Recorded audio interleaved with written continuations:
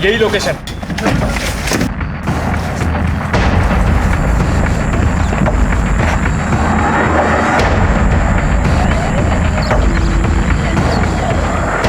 तोड़ दरवाजा।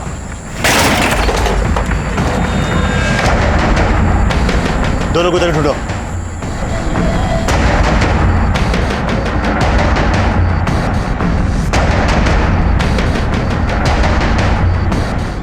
सर, अंदर कोई नहीं है। बाहर ढूंढो, आसपास सभी तरफ देखना, बच्चे यहीं कहीं होनी चाहिए। सर।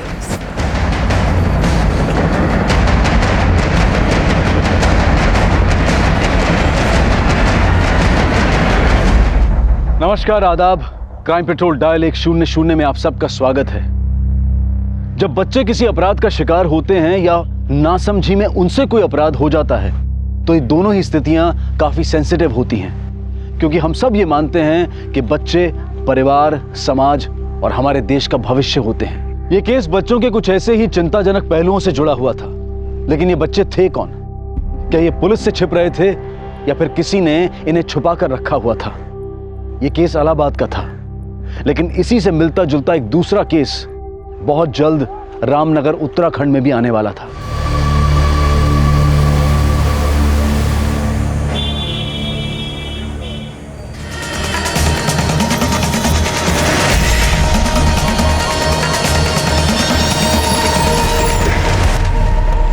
सर, बॉडी एक लकड़ी काटने वाले ने देखी थी। विदेशी महिला की लाश है। चलो पीछे हो जाइए, पीछे हो जाइए। सर, पहचान ना पता चले इसलिए बॉडी को जलाने की कोशिश की गई है, लेकिन बारिश होने के कारण बॉडी पूरी तरह से जली नहीं है। आसपास और कोई क्लू मिला जिससे इसकी कोई पहचान हो सके? नहीं सर, फिलहाल तो कुछ नहीं मिला।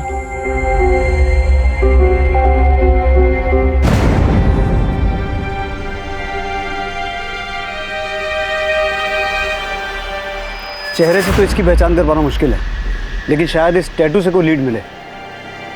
गुंजन, आसपास जितने भी होटल, लॉजेस और गेस्ट हाउस हैं वहां से पता करो। ऐसी कोई फॉरेनर ठहरी हुई थी जो मिसिंग है? Yes sir.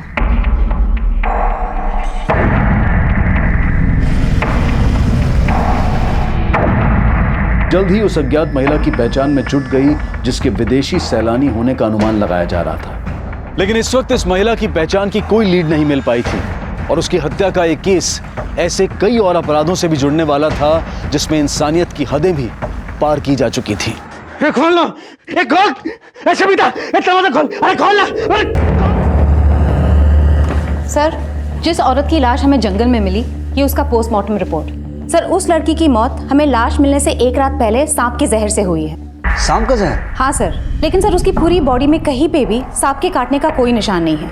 Sir, postmortem report के मुताबिक उसके नेक में सिरिंज घुसा के उसकी पूरी बॉडी में स्नेक पॉइजन इंजेक्ट किया गया था। लेकिन इस लड़की को इस तरीके से सांप का जहर दे के मारा गया, इसके पीछे किसी का मकसद क्या हो सकता है? सर, वो तो तभी पता चल पाएगा जब उसकी पहचान हो पाएगी। सर, आसपास के सारे होटल्स, लॉजेस, रेस्टोरेंट सब जगह पूछताछ की, लेकिन कहीं से कोई क्लू नहीं मिला। इस पोस्टमार्टम रिपोर्ट के मुताबिक उस लड़की की उम्र कितनी थी? सर, 20 से 25 साल। 20 से 25 साल। गुंजन, उन होटल्स और लॉजेस में से ये पता करो कि हत्या के कुछ दिन पहले के दिनों में 20 से 25 साल की कोई विदेशी लड़की जिसके हाथ पर इस तरह का टैटू हो, उसने वहां से चेकआउट किया था। और वहां की सीसीटीवी फुटेज भी चेक करना, देखो शायद कोई लीड मिले। Yes sir.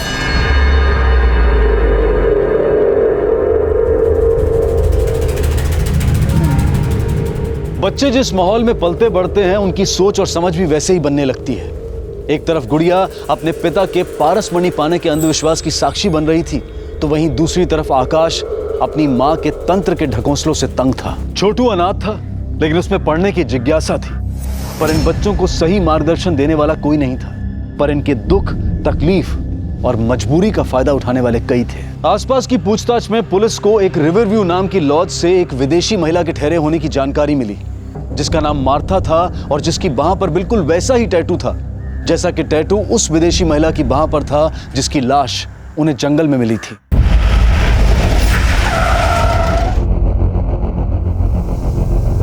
सर, मार्था हमारे यहाँ 15 दिन रुकी थी, तभी उसके हाथ में ये टैटू देखा था। मार्था रहने वाली कहाँ की थी? सर, उसके पासपोर्ट पे यूके का एड्रेस था। दिखाइए।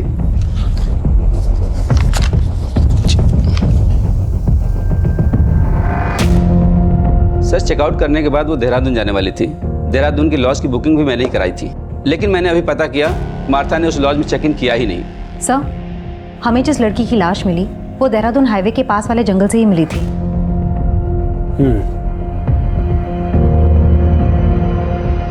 जिस दिन मार्था ने यहाँ से चेकआउट किया था उस दिन का सीसीटीवी फुटेज दिखाइए।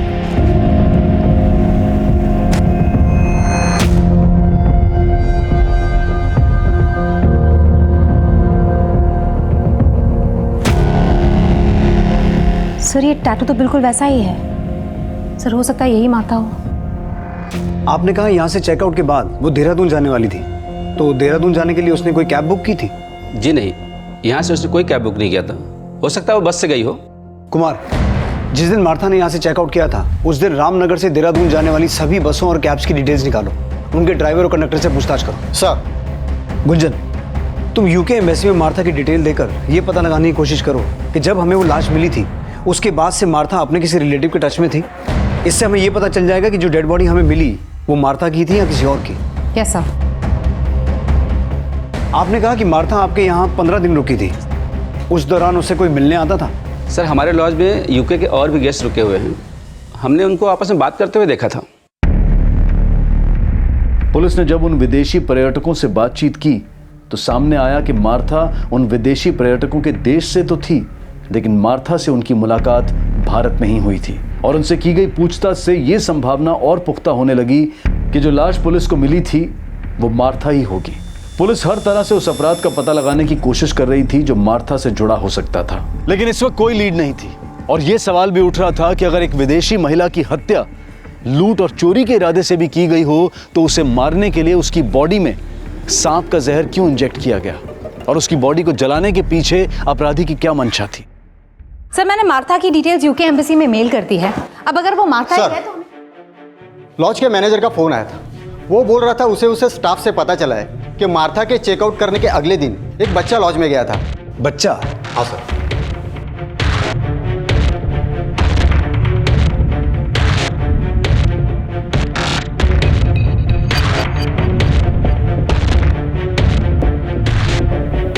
सर, ये बच्चा मार्था के बारे में बात कर रहा था जिसने एक दिन पहले ही चेकआउट किया था। सर, मैं इस बच्चे को जानती हूँ। ये रसौली मार्केट में फूल बेचता है।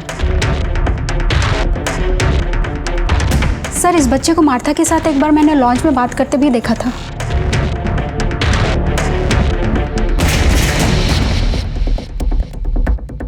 लेकिन सवाल ये उठता है गुंजन कि ये लड़का मार्था के चेकआउट करने के बाद मार्था के बारे में क्या पूछने आया था? सर, उसी से पूछ लेते हैं।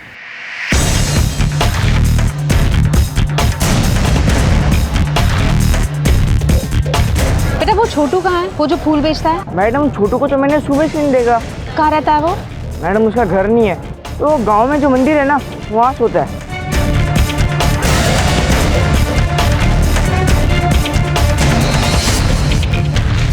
छोटू अब कहां था इसकी फिलहाल कोई लीड नहीं मिली थी, और यह साफ था कि छोटू पिछले दिनों मार्था से मिल रहा था। सर, पूछताछ में पता चला है कि छोटू से अक्सर एक विदेशी महिला मिलने आया करती थी। हो सकता है वही मार्था हो। लेकिन छोटू का उस लॉज में जाने का क्या रीजन था जहां मार्था ठहरी हुई थी, और अब अचानक छोटू के गायब होने का क्या चक्कर है? गुंजन, ये छोटू है कौन? सर, छोटू पहले भीख मांगा करता था, लेकिन रेड पड़ने के बाद वो फूल बेचने लग गया। सर, पता चला है छोटू की दोस्ती किसी आकाश नाम के लड़के से थी जो पासी के बस्ती में रहता है। हेलो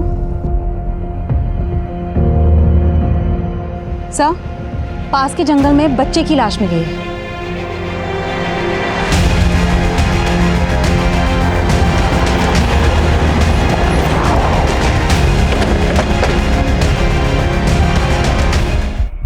कोई जानता है इस बच्चे को? मैडम, ये भूती माई का बेटा है, आकाश नाम है इसका। आकाश? कुमार, तुमने बताया था छोटू का एक दोस्त था आकाश, ये वही आकाश है? हाँ साहब, छोटू भी इसी बस्ती में रहता है। आकाश और छोटू दोनों दोस्त थे। इसकी माँ कहाँ रहती है?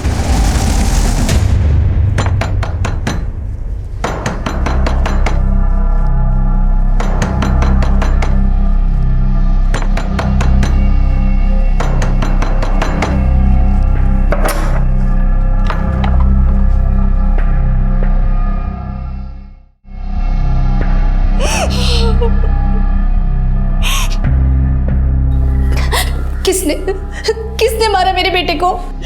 आकाश की बॉडी पर किसी तरह के घाव तो नहीं थे। अब ये पोस्टमार्टम के बाद ही पता चलेगा कि मौत की वजह क्या थी। पोस्टमार्टम? इसका मतलब आप मेरे बेटे की लाश के साथ चीरफाड़ करोगे? नहीं, मैं ऐसा नहीं होने दूंगी। आप मेरे बेटे को वापस दीजिए। मेरा बेटा मुझे वापस चाहिए बस। 1 मिनट, बिना पोस्टमार्टम के हम आपको आकाश की बॉडी नहीं दे सकते हैं। अच्छा, ये छोटू के बारे में आपसे कुछ बात करनी थी हमें। छोटू? क्या उस कमीने ने मारा है मेरे बेटे को? हाँ? हमें छोटू की तलाश है, लेकिन तुम्हें ऐसा क्यों लगता है कि छोटू ने ही आकाश को मारा? साहब, छोटू आकाश से चिढ़ता था। मैंने कई बार आकाश को मना किया सड़क छाप लड़के से मत मिल, पर आकाश मेरी बात नहीं माना।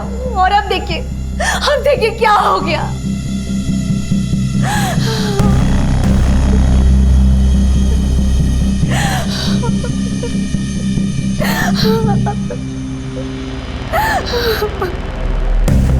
आकाश की मां छोटू पर आकाश की हत्या का आरोप लगा रही थी, तो क्या छोटू हत्या करके फरार था?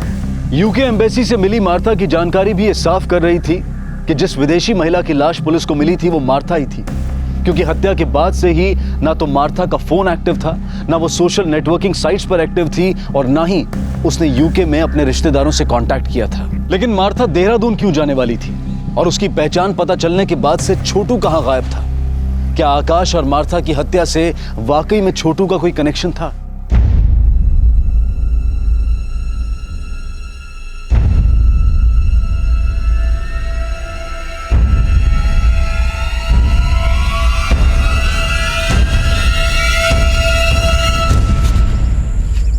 पापा, सर, मैंने आकाश और छोटू के बारे में सब कुछ पता किया। आकाश और छोटू के बीच में सांप पकड़ने का कंपटीशन होता था, जिसमें बेटिंग भी लगती थी। व्हाट? हाँ सर, यही वो सर्प मित्र है जिसने दोनों को सांप पकड़ना सिखाया, और यही उस पर बेटिंग लगवाता था। सर, आकाश के मर्डर के बाद ये सर्प मित्र भी गायब है और उसका फोन भी बंद है। मार्था की बॉडी में स्नेक पॉइजन इंजेक्ट किया गया था, और आकाश की बॉडी पर भी किसी एक्सटर्नल इंजरी के मार्क्स नहीं मिले हैं। हो सकता है आकाश को भी उसी तरीके से मारा गया हो। लेकिन गुंजन, आकाश और मार्था, इन दोनों की मौत का आपस में कोई कनेक्शन है? सर, पूछताछ में तो ये पता चला है कि आकाश और छोटू के बीच में कुछ दिनों से झगड़ा चल रहा था, और छोटू मार्था से मिल रहा था। अब छोटू भी गायब है और सर्प मित्र भी। इस सर्प मित्र को ढूंढो। मुझे लगता है इन हत्याओं में उसका कोई ना कोई कनेक्शन है, इसीलिए ये गायब है। सर। हेलो मैडम, छोटू मिल गया है। आज रसौली मार्केट में फिर से फूल बेचने आया वो। मैडम, जंगल में एक मंदिर है, मैं वहाँ पहले अपनी माँ के साथ रहता था। 2 दिन से वहीं था मैं। वो सर्प मित्र भी तुम्हारे साथ था? नहीं मैडम, वो मेरे साथ नहीं थे। तो फिर कहाँ है वो? मालूम नहीं मैडम, लेकिन उस्ताद ने बोला था वो थोड़े दिन के लिए कहीं बाहर जा रहे हैं। कहाँ? वो पता नहीं मुझे। तुम मार्था को जानते हो? Martha madam? हाँ साहब, बहुत अच्छी है वो, मुझसे फूल खरीदती है। तुम मार्था को उसके लॉज में मिलने गए थे? गया था, पर वो मिली नहीं। कहाँ है मार्था मैडम? मैं उन्हें काफ़ी टाइम से खोज रहा हूँ। क्यों खोज रहे हो? मार्था मैडम हम जैसे फुटपाथ के बच्चों के साथ कोई डॉक्यू फिल्म बना रही थी। उन्होंने कहा था मैं भी टीवी पे आऊँगा, तो मैं इसलिए उन्हें खोज रहा हूँ। छोटू,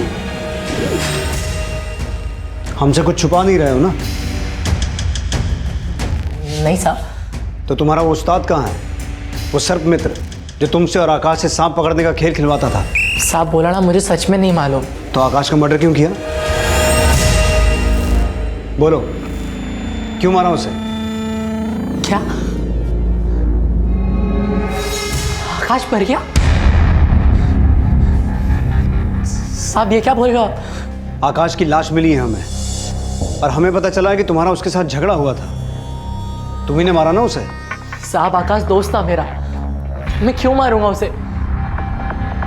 तो फिर किसने मारा? तुम्हारे उस्ताद ने? नहीं साहब, वो तो हमारे गुरु हैं, वो क्यों मारेंगे आकाश को? साहब मुझे तो लगता है आकाश की माँ ने उसके साथ कुछ किया होगा। वो उसके साथ कोई तंत्र वंत्र भी कर रही थी। तंत्र वंत्र? हाँ साहब, मैंने कई बार देखा है। साहब वो मंत्र फूंक के कुछ तो बनाती थी, फिर वो काढ़ा आकाश को पिलाती थी। ले पी। इसी वजह से आकाश अपनी माँ को बिल्कुल नहीं पसंद करता था। वो उसे ज़बरदस्ती रोज़ वो काढ़ा पिलाती थी। लेकिन वो पिलाती क्या थी? साहब ये तो पता नहीं, लेकिन जब से आकाश वो काढ़ा पीने लगा था वो एकदम गुस्सैल सा हो गया था।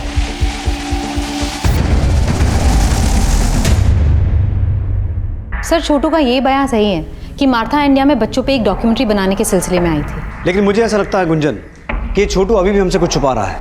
नजर रखना इस पर, और उस सर्प मित्र के बारे में पता लगाने की कोशिश करो।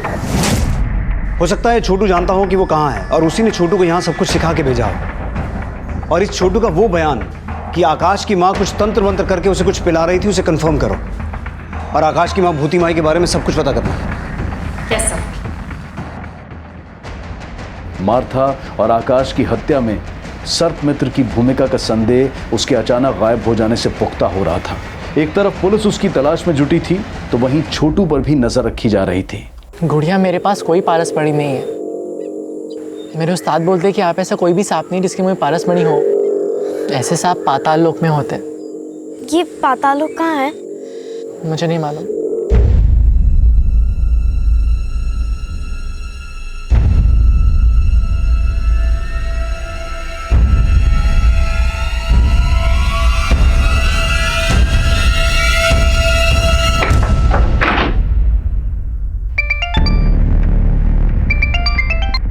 हेलो मैडम, आकाश की माँ ने शवगृह से आकाश की बॉडी चुराने की कोशिश की है। उसे थाने लेके आ।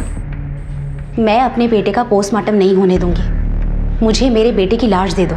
इसीलिए उसका पोस्टमार्टम नहीं होने देना चाहती क्योंकि तूने उसे कुछ पिला के मारा है। मैंने कुछ नहीं किया साहब। बॉडी चुराने की कोशिश तो की, और हमने सुना है तो उसके साथ कुछ तंत्र मंत्र करती थी। हाँ करती थी, लेकिन उसे बचाने के लिए। उसमें कोई बुरा साया था। कैसा बुरा साया? उसकी कुंडली में खराबी थी। किसी ज्योतिषी ने कहा था कि वो अल्प आयु है। मैं तंत्र से उसकी नियति को बदलना चाहती थी, लेकिन नहीं बदल पाई। मैंने अपने बेटे को नहीं मारा। मुझे मेरे बेटे की लाश दे दो बस। लेकिन अब तो तेरा बेटा मर चुका है, उसकी लाश लेके क्या करेगी तू? उसे जिंदा करूंगी। क्या? हाँ, तंत्र में बहुत ताकत होती है और मैं ऐसा तंत्र जानती हूँ जिससे मुर्दे को भी जिंदा कर सकती हूँ। आकाश की मां जो दावा कर रही थी वो उसके अंधविश्वास की मूर्खता ही थी, या फिर वो झूठी दलील देकर अपने अपराध को छिपाने की कोशिश कर रही थी? आकाश की पोस्टमार्टम रिपोर्ट से यह बात साफ हो गई कि आकाश की हत्या भी जहर इंजेक्ट करके ही की गई थी, जिस तरह से मार्था को मारा गया था। और जब पुलिस ने आकाश के घर की छानबीन की, पूरा घर छान मारो।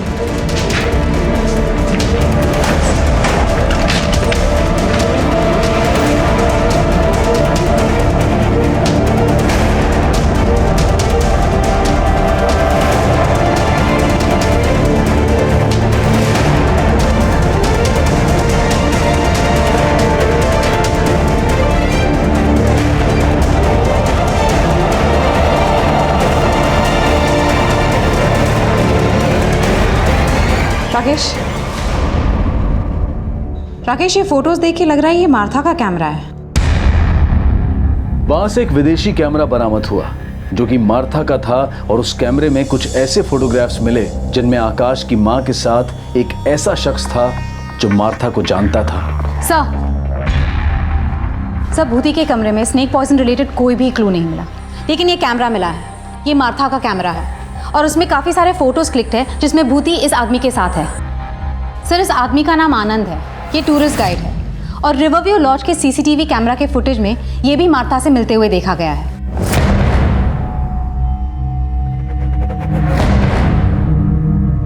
सर, मार्था को गाइड की जरूरत ही नहीं पड़ती थी, उसे पहले से सब कुछ पता था। तो फिर तू मार्था को मिलने उस लॉज में क्यों जाता था? सर, मैं तो उस लॉज में दूसरे टूरिस्ट से मिलने जाता था जो उसके देश से थे। वहीं मेरी मुलाकात मार्था से हुई। और मार्था का कैमरा वो आकाश की मां के पास कैसे पहुंचा?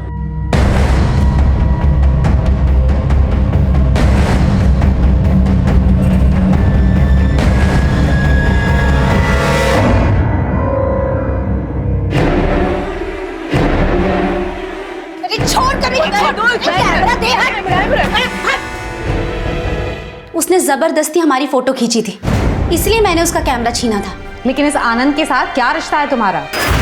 वो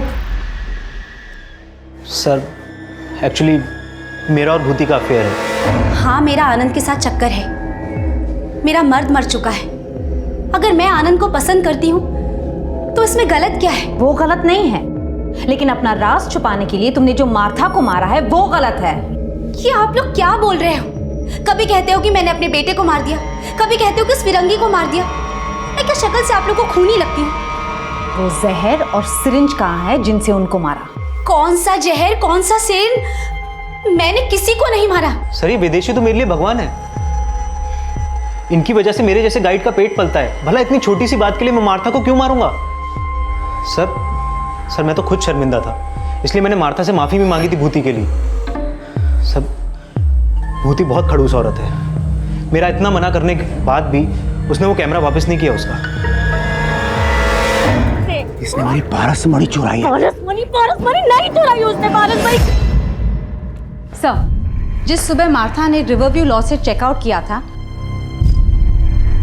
उस सुबह आनंद मार्था के देश के दूसरे लोगों के साथ खेताली में था। उन्होंने एलिबाई कंफर्म की है। आनंद उनके साथ देर रात तक था। आकाश की माँ भूति माई की एलिबाई भी कंफर्म करो। हो सकता है मार्था के मर्डर में उसका हाथ हो। हेलो। हाँ मैडम, छोटू को गांव के एक आदमी ने बहुत मारा। मैडम उससे बार बार सर्प मित्र और उस पारसमणि के बारे में पूछ रहा है। पारसमणि? कौन है वो आदमी? पराग नाम है मैडम उसका। उसकी एक बेटी है गुड़िया, जो हमेशा उस छोटू से मिलती रहती है। सर उस सर्प मित्र की इंफॉर्मेशन मिली है। तू उन लोगों पे नजर रख, मैं बाद में बात करती हूँ। सर जोगीपुर में एक सपेरों की बस्ती है। सर इस वक्त वो जोगीपुर गांव में है।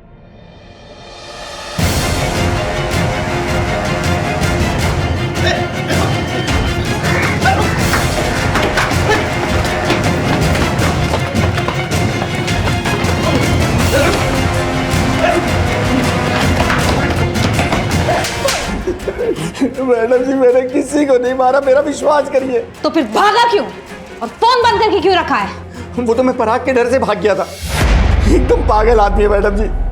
उसे वहम हो गया था कि मेरे आकाश के पास कोई पारसमणि है, इसके लिए उसने हम लोगों को बहुत परेशान किया मैडम जी। मुझे सांप दे। पागल है क्या? सांप दे इधर। मैंने कहा मुझे सांप दे। मुझे सांप चाहिए। ये पागल क्या कर रहा है ये? मुझे सांप चाहिए, मुझे सांप चाहिए। इसके मुंह में पारसमणि है। किसने बोला तुमको कि इसके मुंह में पारसमणि? कहीं तूने तो इसके मुंह से पारसमणि नहीं चुरा ली?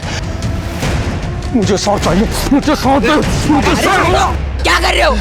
अगर तूने मुझे सांप नहीं दिया और मुझे पारसमणि नहीं मिली तो मैं पुलिस में जाके ये बता दूंगा कि तू छोटू और आकाश से सांप पकड़वाने का जुआ खिलाता है। मैडम जी वो मुझे जेल न करा दे, इसलिए मैं भाग गया था। सर्प मित्र बंसी अपने बयान पर कायम रहा कि उसने ना मार्था की हत्या की थी और ना ही आकाश की।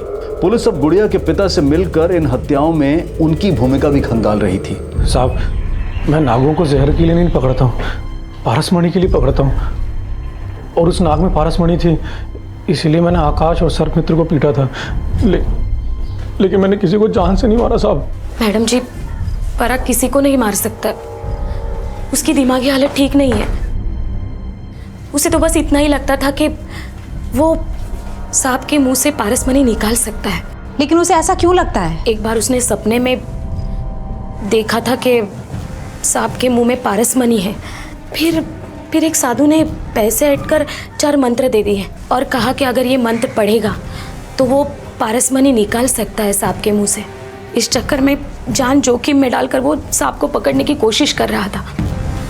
वो उसे जहर वहर निकालने नहीं आता था मैडम जी।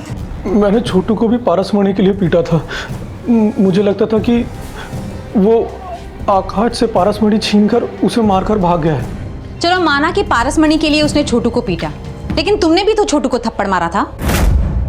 वो मेरी गुड़िया को बहका रहा था, इसीलिए मैंने मारा, नहीं तो।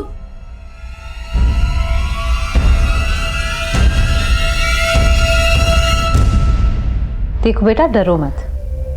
जो भी है हमें खुल के बताओ। मैं कुछ नहीं जानती हूँ। तुम छोटू से चोरी छिपके क्यों मिलती थी? क्योंकि माँ को छोटू पसंद नहीं। क्यों? वो अनाथ है इसलिए। पर वो मेरा दोस्त है, मैं उसे पढ़ाती हूँ क्योंकि वो स्कूल नहीं जा सकता ना, इसलिए। तुम छोटू को पढ़ाती हो?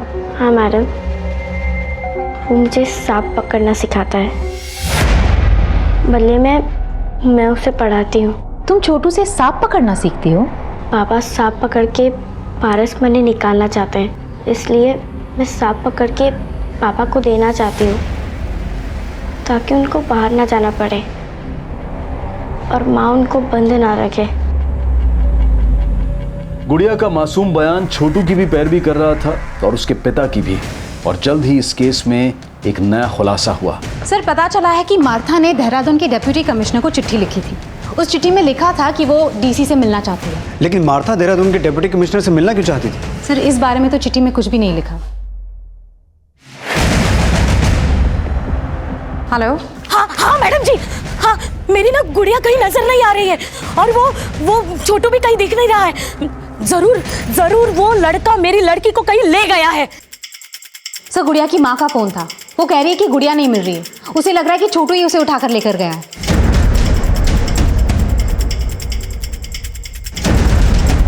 इस बार छोटू ही नहीं, उसके साथ गुड़िया भी गायब थी। लेकिन वो खुद गायब हुए थे या उनको गायब करने के पीछे किसी और का हाथ था? नहीं साहब, गुड़िया को तो नहीं, उसके बाप को भूती माई के साथ झगड़ते हुए देखा था। तेरे वजह से मेरा बेटा मरा है। मैं तेरे और तेरे खानदान का सर्वनाश कर दूंगी, सर्वनाश। सर, मुझे ऐसा लगता है कि आकाश की मौत का बदला लेने के लिए उसकी माँ भूती माई ने गुड़िया को गायब किया। लेकिन गुंजन, गायब तो छोटू भी है। सर, इस आदमी ने गुड़िया को छोटू के साथ जाते हुए देखा था। छोटू गुड़िया को लेकर जंगल की तरफ गया है।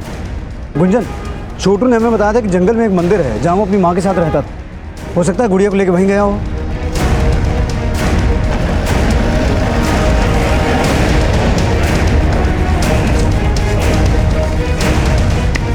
सब तरफ चेक करो। सर, यहाँ पे आइए।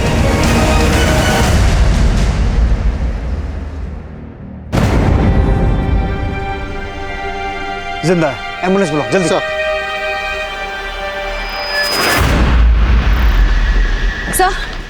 सर, गुड़िया कहीं नहीं मिल रही। गुड़िया को आखिरी बार छोटू के साथ देखा गया था। हो सकता है यहाँ भूती माई आई हो और भूती माई और आनंद ने मिलकर गुड़िया के साथ कुछ किया हो। आनंद और भूती माई दोनों को लेके आओ। सर,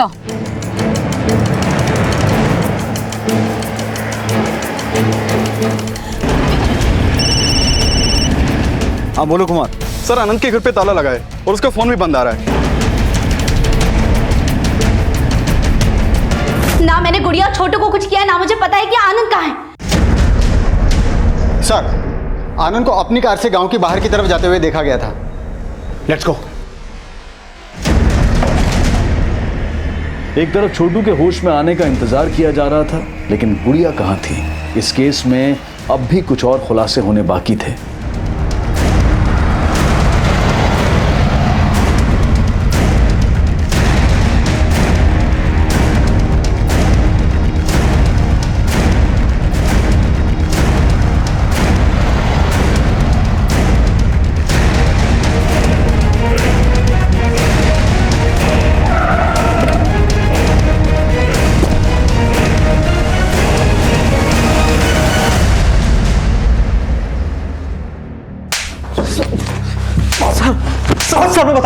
सर मैं बताता हूँ।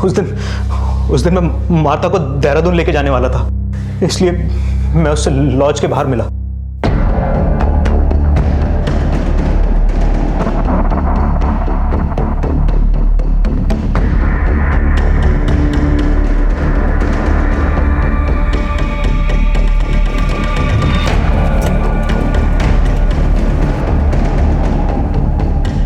यहाँ क्यों रोका? अभी बताता हूँ तुझे। वो मुझे एक्सपोज करने वाली थी, इसलिए मैंने उसे मार दिया। ऐसा क्या एक्सपोज करने वाली थी? मैडम, मैं अनाथ हूँ, गरीबी से परेशान था, खूब सारे पैसे कमाना चाहता था मैं। फिर एक दिन आनंद मुझे मिला और उसने बोला कि अगर मैं उन फिरंगी लोगों के साथ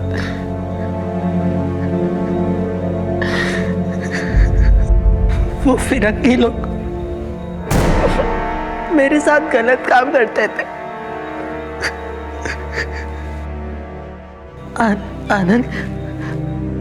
आनंद मुझे इसके लिए पैसे दिया करता था।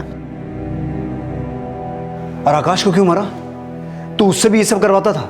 नहीं सर, आकाश से नहीं, लेकिन सर आकाश को पता चल गया था कि मैं छोटू से ये सब करवाता था।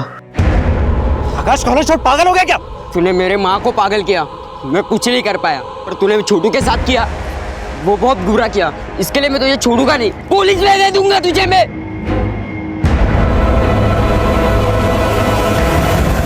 और गुड़िया?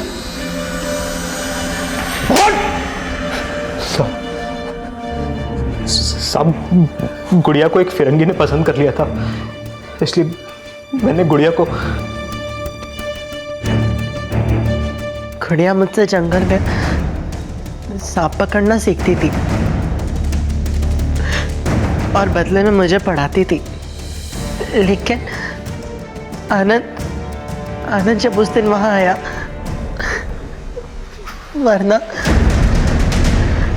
वरना वो फिरंगी लोग गुड़िया के साथ भी। कहाँ है गुड़िया? कहाँ है गुड़िया?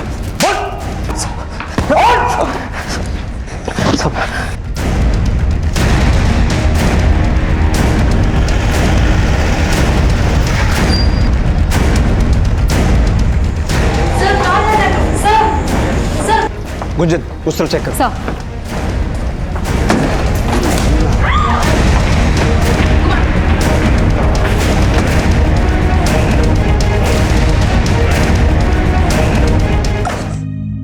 आनंद के चौंकाने वाले खुलासे के बाद गुड़िया और छोटू समेत कई और बच्चों के शारीरिक और मानसिक शोषण के इस अभद्र और अमानवीय अपराध का पर्दाफाश हुआ। इस केस से पहले सामने आया इलाहाबाद का केस भी ऐसे ही घिनौने अपराध से जुड़ा था। बच्चों के शोषण से जुड़े इस मामले के खिलाफ विदेशी मूल की मार्था ने बहुत पहले ही ये मुहिम छेड़नी चाहिए थी, लेकिन उसकी हत्या करके उसकी इस मुहिम को दबाने की कोशिश की गई। लेकिन मार्था का यह जज्बा एक उदाहरण पेश करता है कि सच्चाई और मानवता के लिए लड़ने वाले सरहदें नहीं, बल्कि इंसान और इंसानियत के उस सूत्र को रेखांकित करते हैं जो किसी देश या व्यक्ति विशेष के लिए नहीं, बल्कि पूरे विश्व के लिए जरूरी है। देखते हैं हमारे आज के एपिसोड की दूसरी कहानी। तब लगा कि इससे बुरा कुछ हो ही नहीं सकता, लेकिन उसके बाद जो हुआ वो नहीं, जो हो गया सो हो गया। अब उसके बारे में नहीं सोचूंगी मैं। अब तो मैं मुंबई आ गई, यहाँ कुछ बुरा नहीं होगा, यहाँ सब अच्छा ही होगा मेरे साथ। मुंबई सपनों का शहर, इतनी उम्मीदों के साथ आई थी मैं यहाँ मुंबई में। तब सोचा भी नहीं था कि यहाँ रहना कितना मुश्किल होगा, और उससे भी मुश्किल होगा।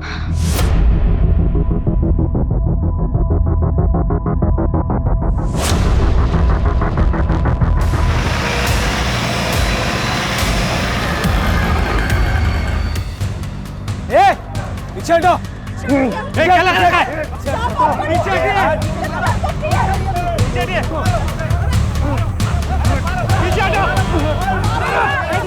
पीछे हटो।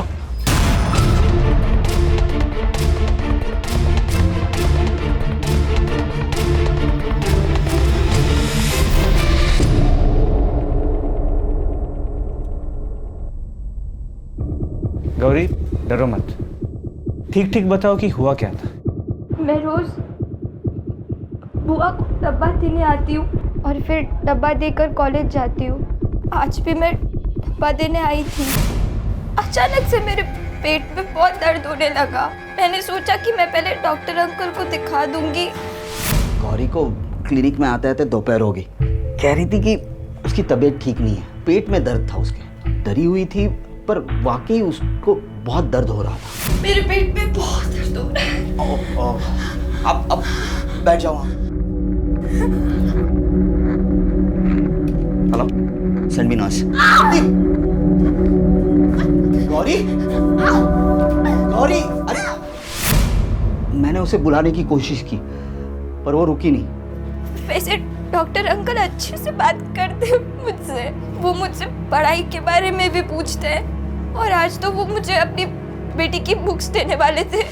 मेरे पेट में बहुत दर्द हो रहा है। ओह, पेट में दर्द हो रहा है?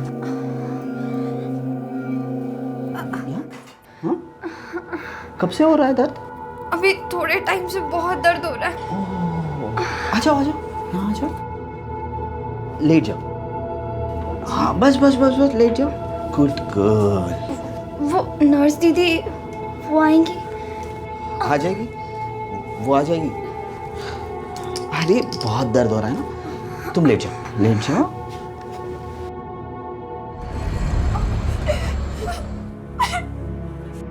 साहब, मुझे इसी हालत में मिली थी। मैं समझ गई थी कि कुछ ऐसा वैसा हुआ। जब मैंने इसे पूछा तो उसने ये सब बताया। क्या किया तुमने गौरी के साथ? था? मैं पूछ रही हूँ क्या किया तूने? एक बच्ची का बाप होकर ऐसा गंदा काम करता है तू? मारो इसे पकड़ के। हाथ मत लगाओ। क्या कर? मारो इसे।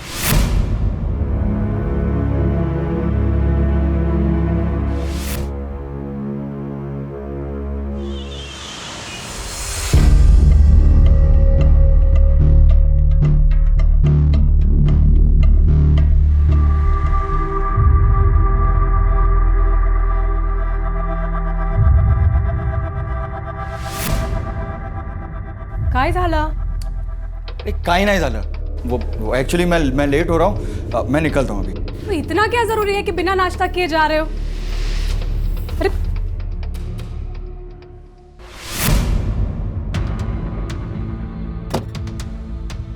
सर, अस्पताल के स्टाफ से पूछताछ किया और वहाँ के सीसीटीवी कैमरा के फुटेज को भी चेक किया। सर, फुटेज में कुछ खास हाथ नहीं लगा, लेकिन हाँ, गौरी अस्पताल से निकलते हुए नजर आ रही है। उसका हाथ उसके पेट पे था और वो बहुत धीरे धीरे चल रही थी। स्टाफ से पूछताछ में कुछ कंक्लूसिव नहीं मिला, सब मिक्स्ड बातें बता रहे हैं। सर, डॉक्टर शिरीष बहुत अच्छे हैं, वो सबकी बहुत हेल्प करते हैं। अगर वो नहीं होते तो शायद आज मैं डॉक्टर भी नहीं बन पाती। वो ऐसा कर ही नहीं सकते, इम्पॉसिबल है सर। इतना अच्छा कोई होता है क्या? मतलब सर, कुछ लोग अपनी अच्छाई को ज़्यादा ही दिखाते हैं ताकि अपनी बुराई को छिपा सके। उन्हीं में से है ये डॉक्टर। मात्रे, इससे तो कुछ भी क्लियर नहीं हो रहा। जब तक कोई सब्सटेंशियल इन्फॉर्मेशन नहीं मिल जाती उसको अरेस्ट नहीं कर सकते। जी सर, पर ये डॉक्टर शिरीष काफ़ी वेल कनेक्टेड भी है।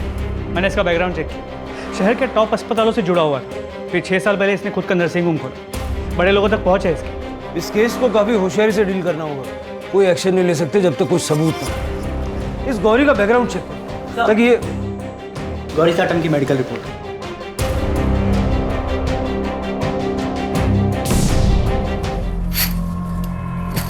बाबा, ये तुम क्या कर रही हो? मैं तुमसे बात कर रहा हूँ, ये सब क्या कर रही हो? मत करो ये सब। तो क्या करूं? पर्दे खुले रखूं? हाँ, सब लोग देख रहे हैं, तरह तरह की बातें कर रहे हैं।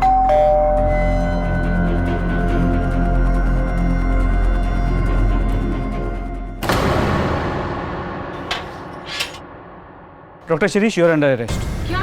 सर, मैंने आपको हमारे साथ चलना होगा। अरे नहीं, इन्होंने कुछ नहीं किया, प्लीज छोड़ दीजिए, छोड़ दीजिए। शिरीष, शिरीष।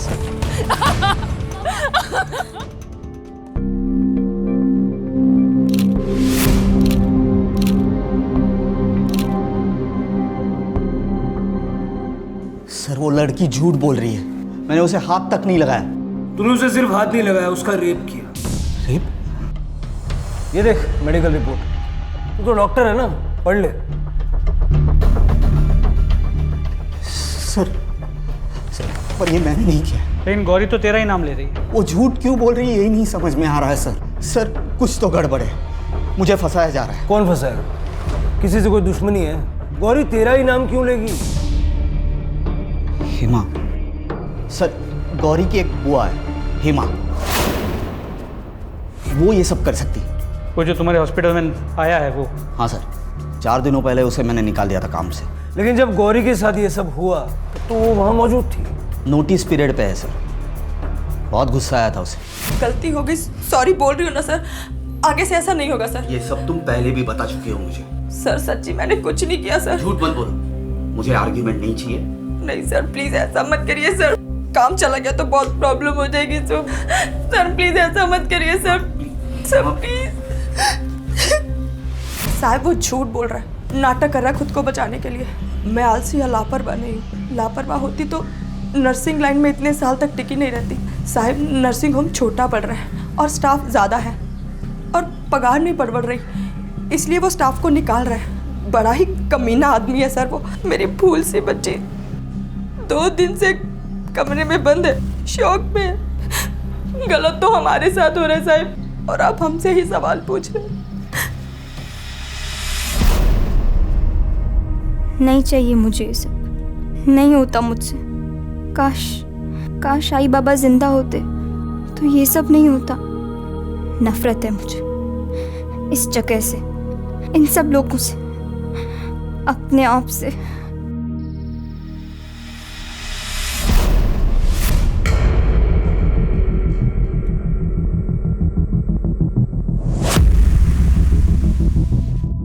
चल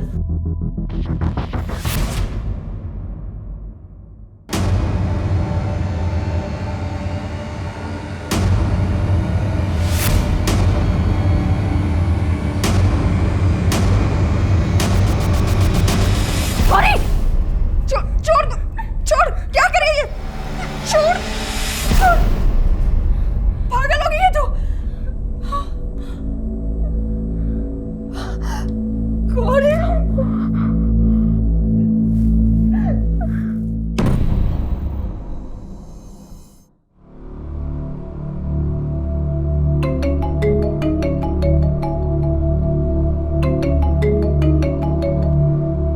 हाँ मंत्र सर, एक तरफ ये शिरीष हर बात को नकार रहा है और यहाँ है माँ। ऊपर से मेडिकल रिपोर्ट में हमें कोई सीमन के ट्रेसेस भी नहीं मिले जिसे हम मैच कर सके। कई रेप केसेस में ऐसा होता है, इसीलिए कुछ प्रूव कर पाना मुश्किल होता है।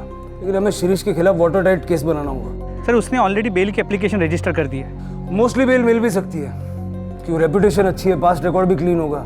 जरा इस शिरीष के बारे में पूछताछ करो, अगर कुछ मिल गया तो ये केस पुख्ता हो जाएगा। जी सर। चलो, ये डॉक्टर शिरीष की पुराने पेशेंट्स की लिस्ट है, इनसे पूछताछ करो, डिटेल्स निकालो। मूव। हेलो, क्या? कहाँ? सर आप उस लड़की को अभी के अभी अरेस्ट कीजिए। बाप रेपिस्ट और बेटी पागल, ऐसे कोई मारता है, वो भी अपने ही दोस्त को। एक मिनट, तुम्हारा नाम क्या है? अदिति। अदिति, अब साफ साफ बताओ कि हुआ क्या था। हम लोग कॉलेज से घर आ रहे थे। अब तो डॉक्टर के पास जाना भी डेंजरस है बॉस। जाने देना प्रिया। चल स्टूपिड इडियट्स, अगर तू ऐसे ही रिएक्ट करेगी तो लोग तुझे और सताएंगे। तेरे पापा ऐसे हैं, पर उसमें तेरा क्या फॉल्ट? लेकिन तेरे पापा, अरे जब मैं अंकल के क्लिनिक में एंटर करती थी मुझे एक अजीब सी घबराहट होती थी, डर लगता था जिस तरह से वो टच करते थे। Stop it Aditya, enough. But Priya मैं सच बोल रही हूँ। I hate you. आ मम्मा। सर अब आपको एक्शन लेना ही होगा। आज मारा है, कल खून ही कर दिया तो ऐसे तो वो लोग अपनी मनमानी करते रहेंगे। एक मिनट अदिति, जो कुछ भी तुमने कहा है क्या वो सच है? मेरा मतलब है प्रिया के पिता डॉक्टर शिरीष के बारे में। ऑब्वियसली सच है, और फिर मैं झूठ क्यों बोलूंगी? शिरीष अंकल कुछ ज्यादा ही अच्छे से बात करते थे और कुछ ज्यादा ही टच करते थे। ठीक है, इन्वेस्टिगेशन चल रही है, कुछ पता चलेगा तो हम आपको बता देंगे। सर इस प्रिया के खिलाफ कोई ना कोई एक्शन तो लेना ही होगा। जिस तरह उसने अदिति को मार। शी वाज प्रोवोक्ड मात्र, उसकी गलती नहीं है। अदिति की माँ से बात करके सारे चार्जेस ड्रॉप करो और प्रिया को स्टर्न वार्निंग देके मैटर क्लोज करो। ये डॉक्टर साहब अपने आप को जितना शरीफ बता रहे हैं उतना शरीफ है नहीं, उससे फिर से बात करो। शायद अदिति के बारे में सुन के वो अपनी शराफत का नाटक छोड़ दे। सर अपनी बेटी की दोस्त अदिति को भी नहीं छोड़ा तूने। कई कंप्लेंट्स आ रही हैं तेरे खिलाफ, बोल किस किस का गलत फायदा उठाया? ऐसा कुछ नहीं किया मैंने। फिर अचानक से उसने कहीं और जाना शुरू क्यों किया? डॉक्टर क्यों बदला उसने? मैंने उसे कहा था, बार बार क्लिनिक आने लगी थी, फिर बार बार घर में आने लगी। प्रिया से मिलने के बहाने घर आती थी, मुझसे बात करने की कोशिश करती थी। प्रिया, अरे अंकल प्रिया है? प्रिया उसके रूम में स्टडी कर रही है, मैं उसको बुला दूं? नहीं अंकल, एक्चुअली आप मुझे एक बार चेक करेंगे, फीवर जैसे लग रहा है। फीवर जैसे? पर 2-3 दिन पहले तो आप क्लिनिक आके गई। पर लेकिन ना अंकल, कल रात से कुछ ज़्यादा ही लग रहा है। Is that so? Let me check. नहीं बेटा, you are absolutely fine. नहीं अंकल, आप तो एक बार अच्छे से चेक कीजिए ना।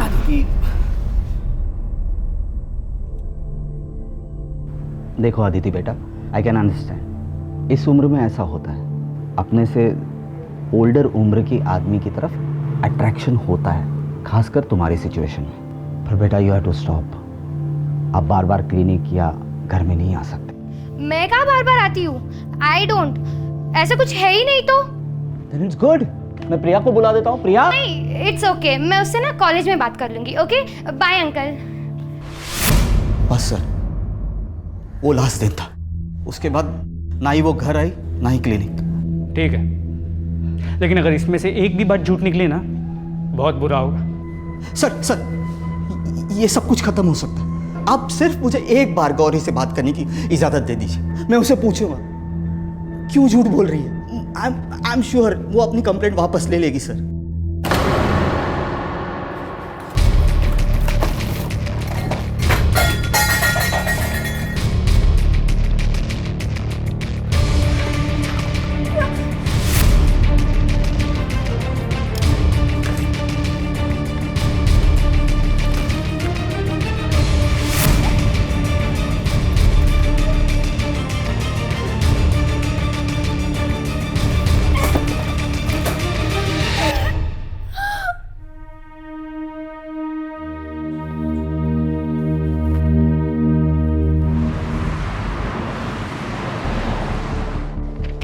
टेबल पर रख। सर, डॉक्टर शिरीष अपनी वही बात दोहरा रहा है। 3rd डिग्री के बाद भी? जी सर, और बिना किसी डीएनए एविडेंस या कोई पुख्ता सबूत के उसकी बात को पूरी तरह झुठला भी नहीं सकते। आई नो, ठीक है, तुम कोशिश करते रहो। लड़की ने पूरे होशो आवाज में सीधा एक्यूज किया। मैटर सीरियस भी है और सेंसिटिव भी, और गौरी नाबालिग है तो पॉक्सो भी लागू होगा। मात्र एक काम करो, शिरीष की सारी हिस्ट्री चेक करो, कुछ ना कुछ तो मिलेगा। और गौरी का बैकग्राउंड भी चेक करो। गौरी का? हो सकता है गौरी झूठ बोल रही हो, किसी और के डर से या किसी और को बचाने के लिए। ये एंगल भी चेक करना पड़ेगा। मात्र किसी बेगुनाह को सजा नहीं होनी चाहिए। तो फैमिली ने कुछ बताया? उसकी फैमिली तो खुद डिप्रेस्ड है। क्रिमिनल क्राइम तो कर देता है, लेकिन ये नहीं सोचता कि इसका उसके अपने परिवार पे क्या असर होगा, खास करके ऐसे मामलों में। कल तक जो एक रेप्यूटेड डॉक्टर का परिवार था, वो आज सारी दुनिया से मुंह छुपा के बैठा है।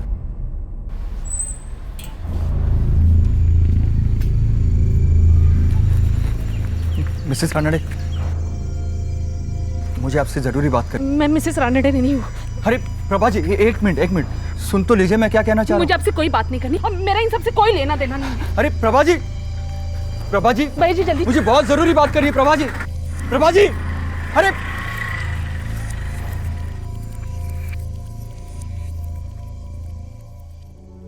शिरीष,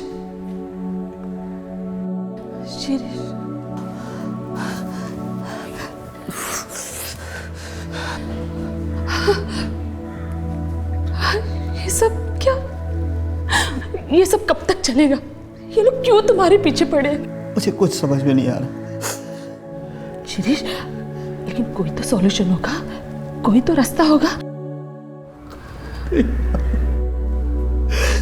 मुझे कुछ समझ में नहीं आ रहा प्रभा। लोग गौरी, अब प्रिया की दोस्त, कुछ समझ में नहीं आ रहा कुछ। Shirish, calm down. लेकिन एक रास्ता है।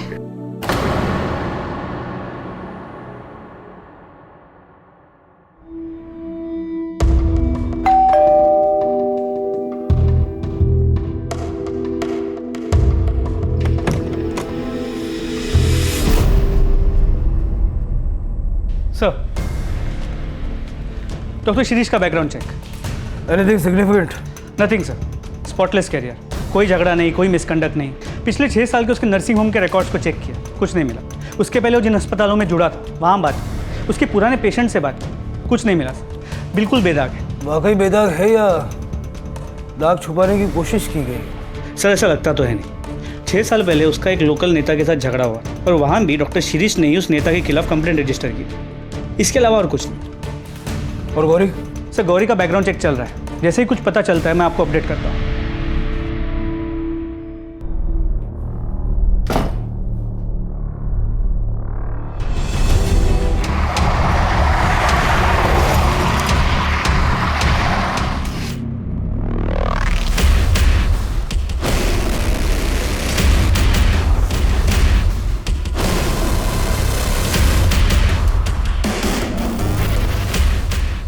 ये फोन किसका है? गौरी का। कामली, ये पन क्या?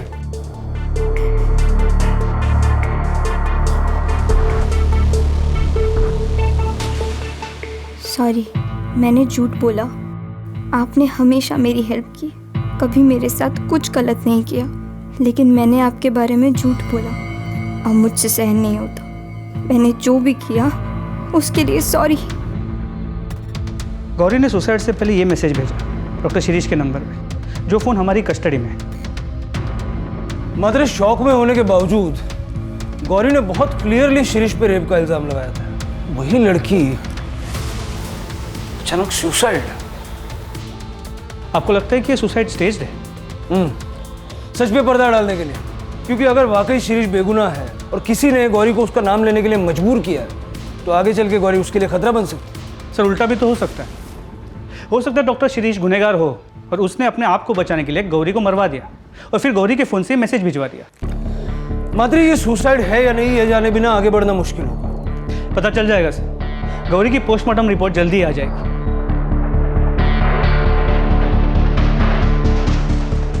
गौरी साटम की तथाकथित आत्महत्या के चलते ह्यूमैनिटी नर्सिंग होम बलात्कार मामले ने एक नया मोड़ लिया। मम्मा ये देखो, मौके वारदात पर मौजूद वरिष्ठ पुलिस कर्मियों ने ये आशंका जताई है कि आत्महत्या है या एक सोची समझी साजिश। डॉक्टर शिरीष रानाडे की फैमिली से संपर्क करने की सारी कोशिशें नाकाम रही। खुद पुलिस कस्टडी में डॉक्टर शिरीष रानाडे अपने आप को बेगुनाह होने का दावा कर रहे हैं। क्या हुआ? अरे मैं देख रही हूँ ना टीवी। प्रॉब्लम क्या है तुमको? प्रॉब्लम क्या है? ये प्रॉब्लम जो इतना जोर जोर से चला के रखती हो। वहाँ हॉस्पिटल में सारे पेशेंट और घर पर तुम। 2 मिनट चैन की सांसें तो लेने दो। 1 मिनट, क्या झाला का है तुम्हारा? मैं रोज देख रही हूँ, तुम्हारा चक्कर वक्कर चल रहा है ना किसी के साथ?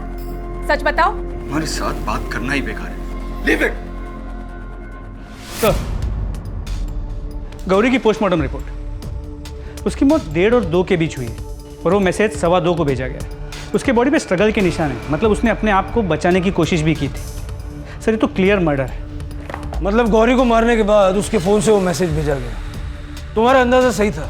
गौरी के मरने से सबसे ज़्यादा फायदा किसको हो सकता?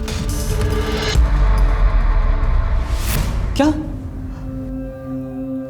गौरी उसने अपने आप को क्यों कैसे हुआ सर ये सब कुछ?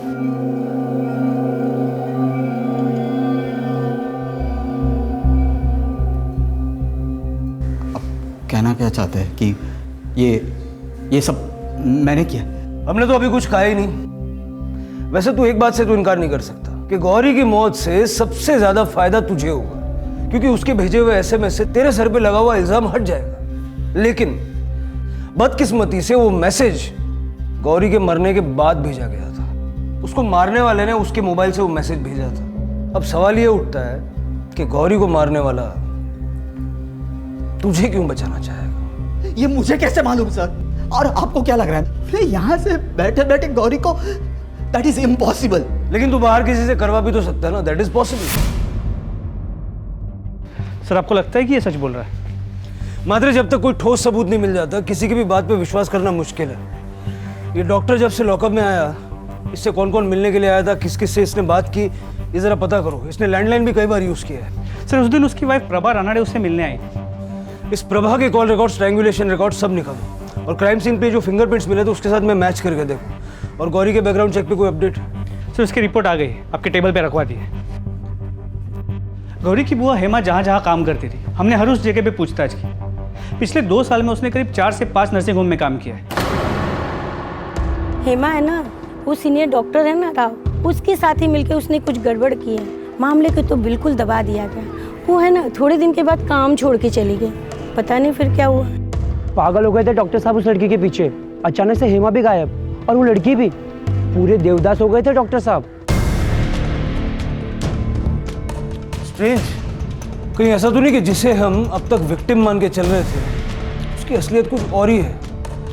ये जो 2 डॉक्टर्स के बारे में बात की, इनसे बात करो। इनसे पूछो कि ये सब रूमर्स है या वाकई इसमें कोई सच्चाई भी है। सर, वो बच्ची नहीं थी सर। डोंट नो कि उसकी क्या प्रॉब्लम थी। वो खुद ही नर्सिंग होम आती थी। वो क्या नाम है उसकी आंटी हेमा से मिलने के लिए। वो अचानक मुझे एक्यूज़ करने लगी और कहने लगी कि मैंने उसे मोलेस्ट किया है। सर मेरी फैमिली है, we are respected people. Sir Hema ने तमाशा खड़ा कर दिया, कहने लगे कि ये मैटर मैं पुलिस में लेके जाऊंगी। मैंने सीधे उसे नौकरी से निकाल दिया। मैंने उसे कहा कि तूने जो उखाड़ना है उखाड़, जब मैंने कुछ गलत काम किया ही नहीं तो मैं डरूं क्यों? तो क्या हुआ? कुछ भी नहीं, ब्लडी ठग्स, चली गई ना।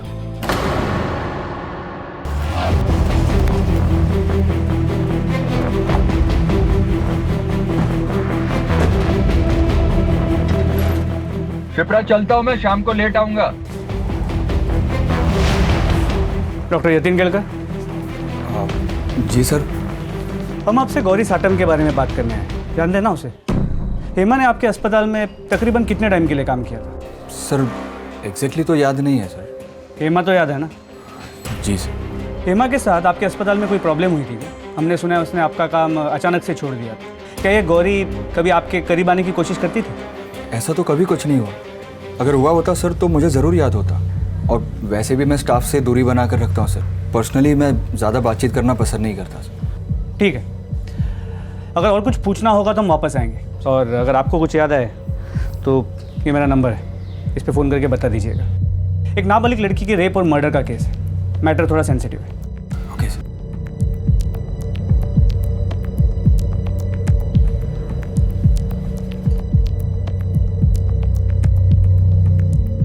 पुलिस क्यों आई थी यहाँ पे? क्या किया तुमने? दिमाग खराब हो गया क्या तुम्हारा? क्या करूंगा मैं? देखो मुझे सच सच बताओ, तुमने क्या किया है? कुछ नहीं किया है मैंने। हर बात पे शक करती हो यार।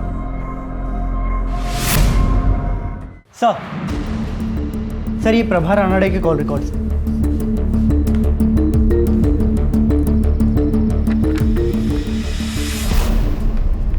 चलो।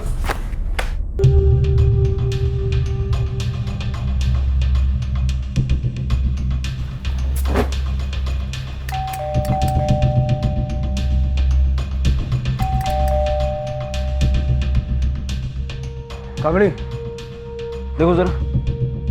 डॉक्टर शिरीष रानाडे की फैमिली से संपर्क करने की सारी कोशिशें नाकाम। अंदर टीवी चल रहा है, आवाज आ रही है, लेकिन सब खिड़कियां दरवाजे बंद है, कुछ दिखाई नहीं दे रहा। मिसेस रानडे पुलिस है, खोलिए दरवाजा। मिसेस रानडे, प्रिया।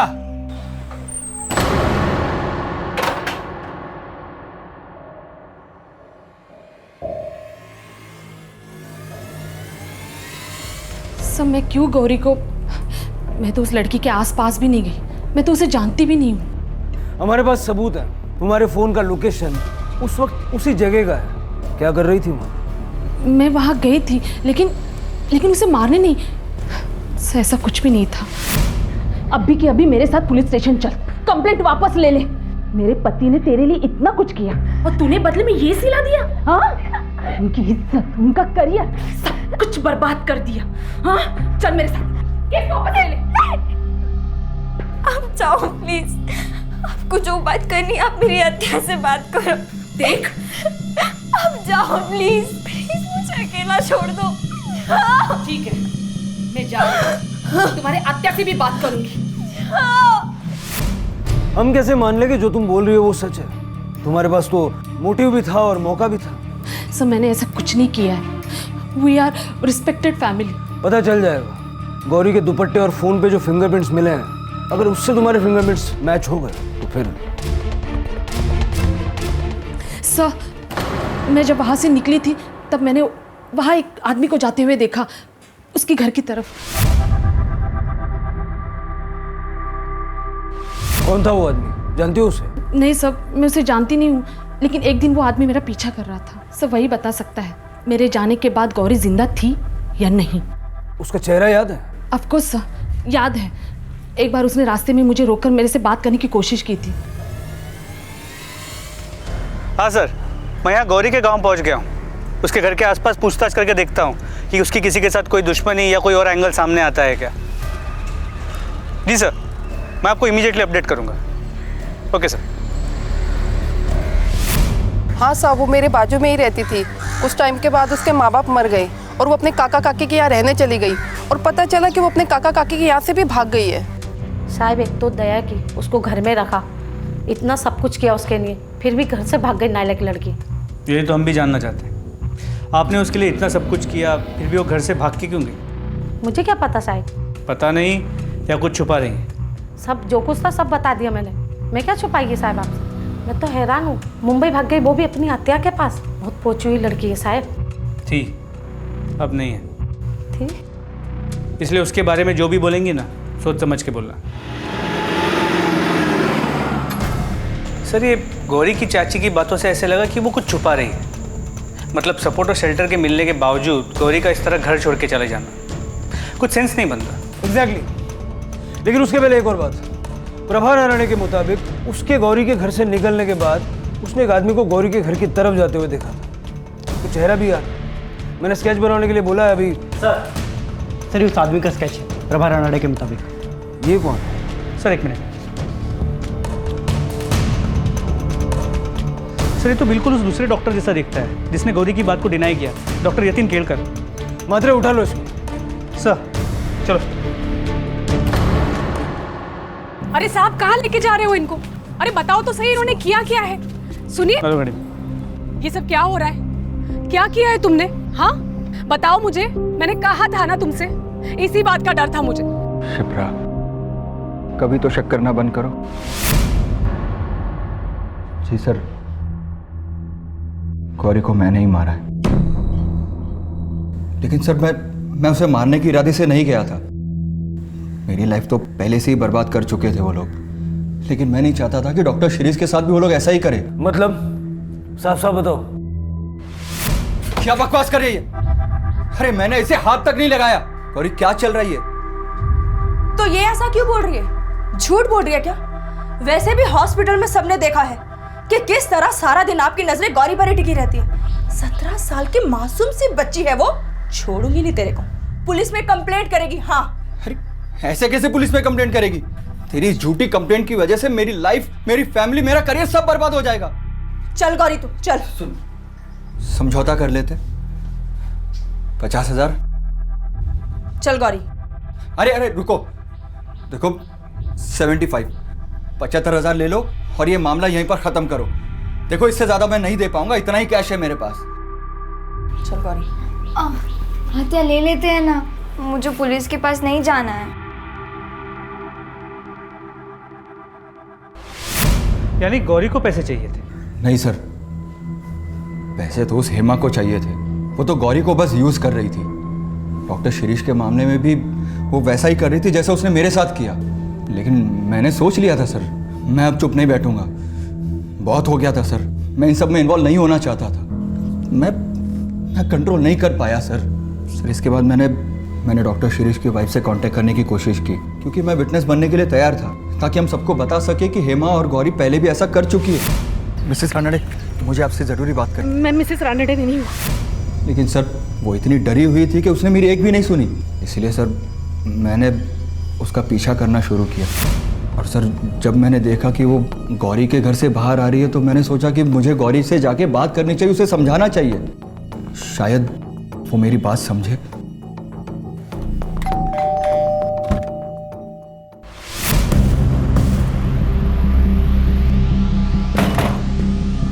आप आते नहीं है, आप बाद में आना। बहुत हो गया अभी तुम लोगों का। ध्यान से मेरी बात सुन, चुपचाप ये केस वापस ले ले। बर्बाद करके रख दिया तुम लोगों ने उस इंसान को। झूठ पे झूठ, झूठ पे झूठ। क्रिमिनल को रोकने के लिए खुद क्रिमिनल बन गया। पुलिस के पास क्यों नहीं गया? तुझे उसी दिन पुलिस के पास जाना चाहिए था जिस दिन गौरी और हेमा ने तेरे साथ वो सब किया। गौरी को मारकर तूने अपनी और अपने फैमिली की पूरी जिंदगी बर्बाद कर ली।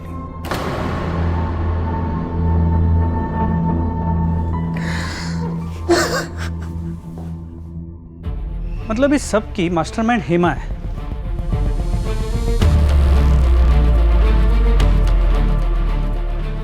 क्या हुआ सर?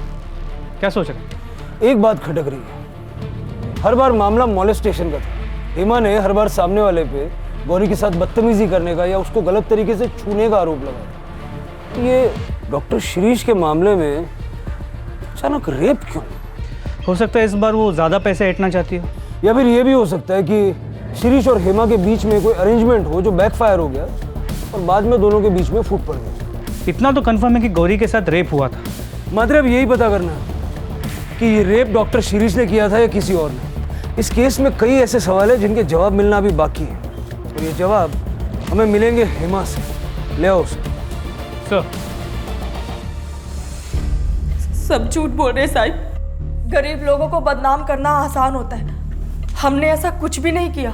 हेमा, तुमने इतने सालों में बहुत सारे अस्पतालों, नर्सिंग होम में काम किया, और इनमें से कई में गौरी के साथ ऐसा ही हुआ, और हर बार इल्ज़ाम किसी ऐसे आदमी पे लगा जो किसी अच्छी पोस्ट पे हो, समाज में जिसकी बहुत इज्जत हो। तुम्हें क्या लगता है ये सब होते हुए किसी की नज़र में नहीं जाएगा कि कुछ गड़बड़ हो रहा है? देखो, यूजुअली हम औरतों के साथ ज्यादा सख्ती नहीं करते, लेकिन इस बार मामला एक नाबालिग बच्ची के रेप और मर्डर का है, तो सच उगलवाने के लिए कुछ भी करना पड़ा तो करेंगे। आप क्या बोल रहे हैं साहिब? मैं अपनी साहिब, वो मेरी बेटी थी, मैं उसके साथ ऐसा क्यों होने दूंगी साहिब? बेचारी, मैं तो उसे देख भी नहीं पाई साहिब। कितना दुख हो रहा है मुझे।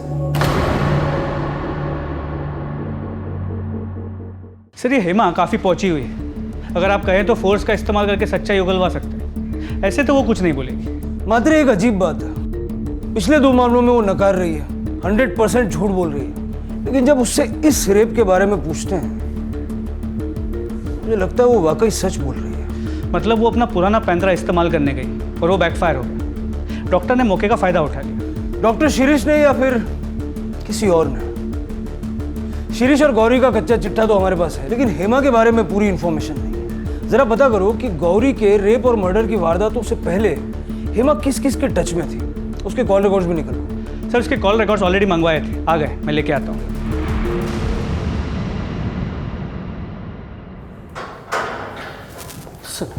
सर, कुछ पता चला? इसे देख, इनमें से कोई नाम जान पहचान का लगता है क्या?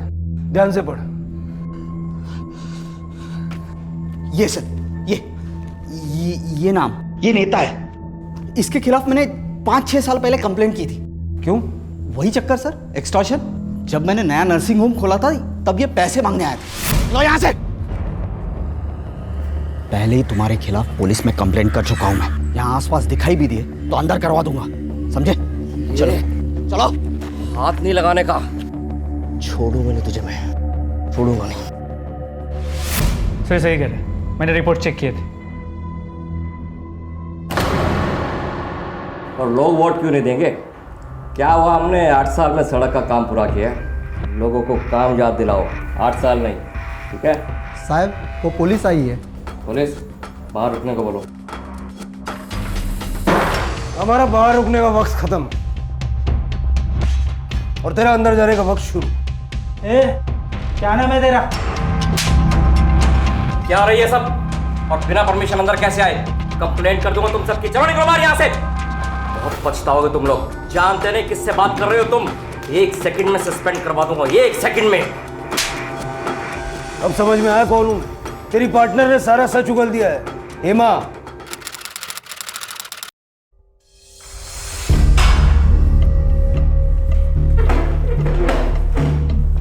मुंह नहीं खुलेगी, मत खोल। तेरे पार्टनर ने तेरे बारे में सारा सच कबूल कर लिया है। किस तरह तुम लोगों ने डॉक्टर शिरीष को बदनाम करने का प्लान बनाया, किस तरह रेप करवाया, किस तरह इस सब के लिए उसने तुम्हें थोड़े से ज्यादा पैसे दिए। बेटी बेटी बोल रही है गौरी को, थोड़े से पैसों के लिए बेटी को बेच दिया। मैंने कोई प्लान नहीं बनाया साहिब। मुझे तो मालूम भी नहीं था कि वो गौरी का रेप। मैं तो वही करने वाली थी जो हर टाइम करती थी। झूठा आरोप लगाकर ब्लैकमेल कर रही है साहिब। लेकिन सर, नेता पाटिल तो बोल रहा है कि रेप का आइडिया इसी का था, ज्यादा पैसे कमाने के लिए। झूठ बोल रहा है कमीना। उस दिन भी झूठ बोल रहा था। वो कह रहा था कि वो गौरी से सिर्फ मिलना चाहता है, प्लान समझाने के लिए।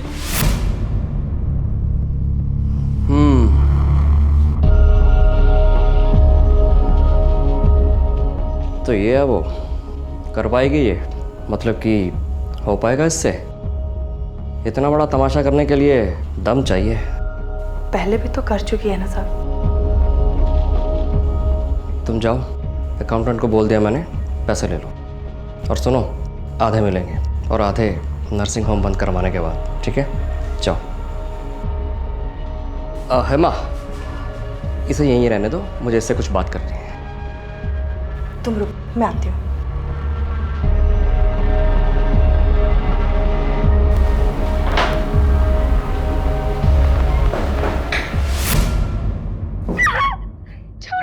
गौरी, रुक जाओ, रुक जाओ, नहीं जान देगी।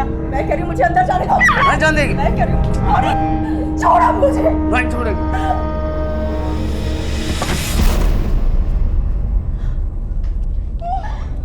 ये क्या क्यों किया आपने? ताकि सबको ऐसा लगे कि इसके साथ सचमुच रेप हुआ है।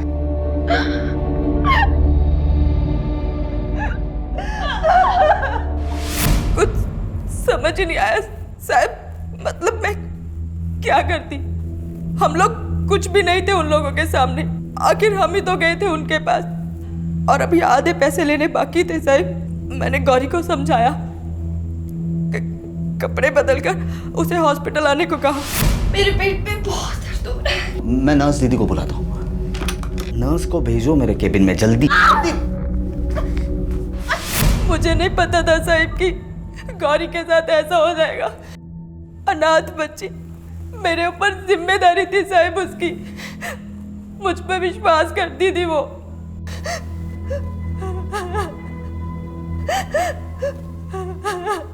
क्या हुआ था गांव में? बेच दिया उसे। उसके काका काकी ने पैसे लेकर एक बड़ी उम्र के लड़के के साथ शादी करवा दी उसकी।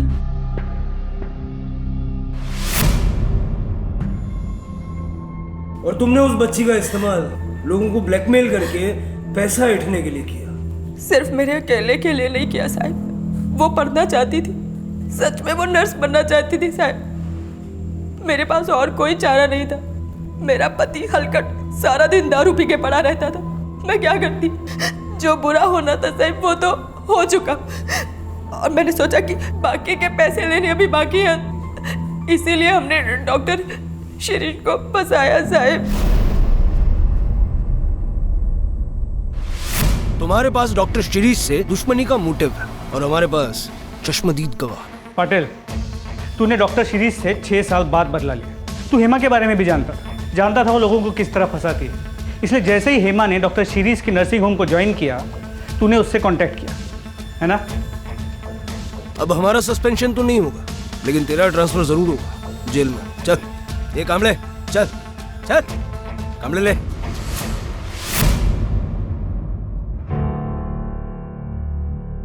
डॉक्टर शिरीष, देखिए कभी कभी जस्टिस को पाने के लिए हमें कई ऐसे कदम उठाने पड़ते हैं जो बाद में गलत साबित होते हैं। ये भी उन्हीं में से एक था। जो कुछ आपके साथ हुआ उसे तो हम बदल नहीं सकते, but we apologise. That's okay sir. आप लोग अपना काम कर रहे थे। मेरी भी बेटी है, कल उसके साथ कुछ ऐसा ही हो जाता है तो मैं आपसे यही उम्मीद करूंगा कि आप अपना फर्ज निभाएं।